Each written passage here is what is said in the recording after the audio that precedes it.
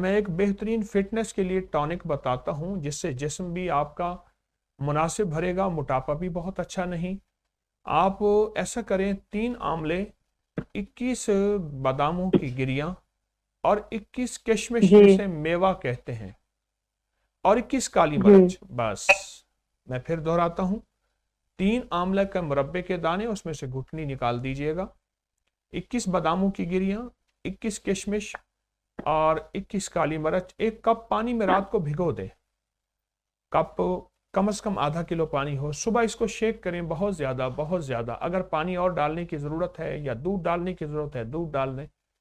और फिर इसके बाद इसको चुस्की चुस्की पिएं।